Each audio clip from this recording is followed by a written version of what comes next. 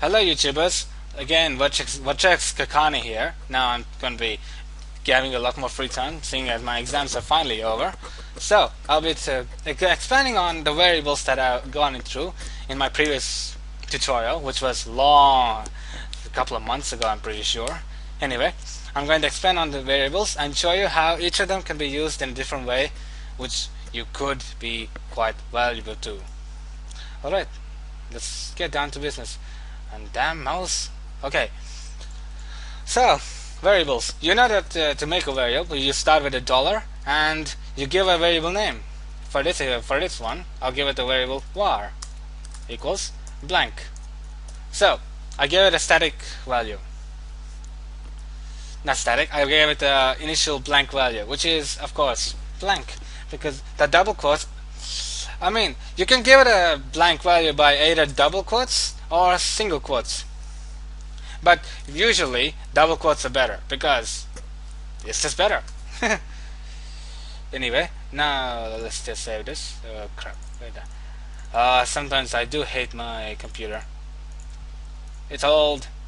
Please forgive it. And sorry this is taking too long. I tried to make a recording earlier, but it broke on me. So this will be the second tutorial, I'm pretty sure. It's expanding. Yes, and remember, in every website, an index.php or index.html or HTML or index.xhtml or index.html5, all of those they're all the default that the website loads if the directory of the website is blank. Not blank. If that's the only file in there that it has replaced with that has that name, that is the only file that will be loaded when the web page is selected. So the variable is now empty. So let's try storing something. So variable equals this is let's spell it is variable people. Okay, oops. Okay. Now let's echo it out. Now this is a different way to echo things out. While you're stating the variable at the same time, you're also going to be sending the output of the variable into the web browser. So let's output it. As you can see, I've changed my WAMP to easy PHP, which I find it easier to handle and configure quite nice. So let's do this, expanding variables. And there you go. This is a variable. Just like how it's shown in the variable stored, it goes right there. You don't have to just go there like that. You can always do var this way and save, and it'll be the same. No difference at all. Alright, now that we put a text in there, let's try adding numbers. So var num equals 10. Let's do 10. Okay, so let's send out 10. Echo var 1 dot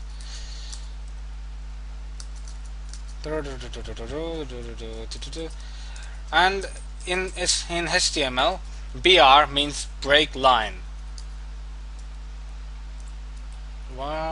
Let's go to var 1 and let's go from that. Okay, so var 2. This method is quite irregular, but it shouldn't matter considering PHP is quite easy to handle this kind of there we go, error. Error. There we go, that's much better. When you're doing it, remember, when you go after a number, if you put a decimal, obviously it thinks that decimal is part of the number, like a digits, like 10.1028, that'll be like a digits. Like here, the variable one is the string, the second is now numeric, and let's go with the third. Let's put it in the same thing. It shouldn't matter, it'll be the same. Okay, so var 3, and this time let's put the numbers and the string together. So let's see how it goes. So string, this is a string, string. Oh crap, string. Let's number. I'm trying to get my spelling right because I prefer to get it right. String number, which is and of course their dot. The dot after each and every one of those quotes means that it's a continuous, non-stop. So you put in number 10.1020, and again break line, close, and don't forget, although it's advisable to have the brackets around there so that your dot won't get confused with being in numeric and stuff. And there we go. This is a string in the number, which is 10.1020. My bad. The 0 is not appearing because decimal points, the 0 after in the decimals will disappear after the main digit, anything above 1. So there we go. Now let's look into arrays. Var equals array. This is how you make this is how you declare a variable that is an array, that will be keeping variables in a key string, or not keys, like in a, what should I say, a box or a collection. Array is simply that. So let's start storing it. Val. Now that is how you start adding values into an array, by having the square brackets in and out, and afterwards equals to value array 1. Okay, and also array values start from the index 0. Index is the key that each of them is hold, like a key to a doorway that unlocks it and brings out the value. Same with this. So let's put it out. Val 0, and don't forget the break line HTML, and testing it out. Value array 1. Yeah, there we go. Although let's add something else. So array value array var 1. Then there we go. Array var 1. But break line big time here. And if you look into the view page source, this is how it looks. Exactly like here, var and the variable, the var2 and var3, and then the break line and everything. It exactly looks like this.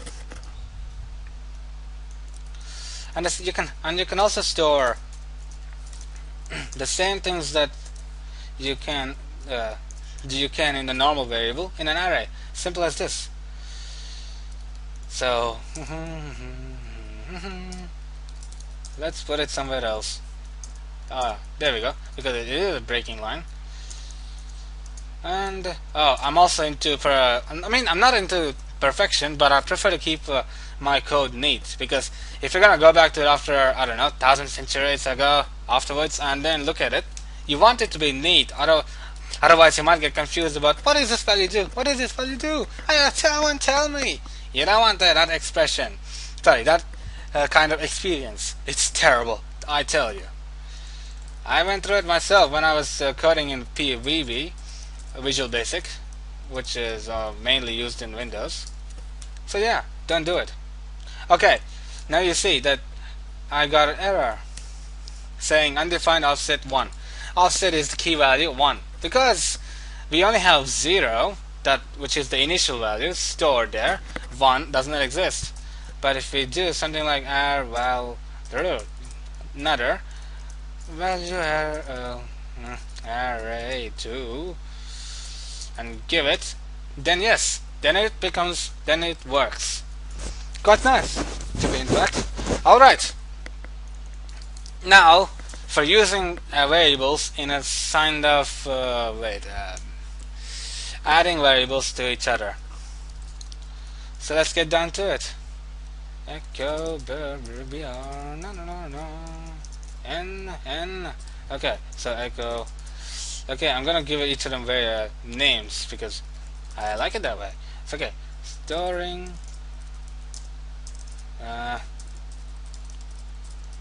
Storing values in variables. Okay. Sorry, this is taking too long because I'm so into not. Oh, great! I'm saying perfection again. I'm not perfect. No one is. So storing values in array variables. Array variable.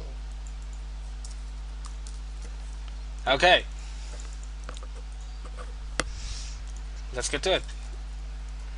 And what about this? And now storing, adding two variables. Okay. Yes, this time we're adding two. We're going to be adding two variables in array variable. Let's make this headings because that way it's much easier to look and feel. H2 is header 2, like in how you look at the documents, like that. Storing variables in variable. Storing values in variable, storing values in array variable, which is exactly what I mean. And for this, the same thing applies.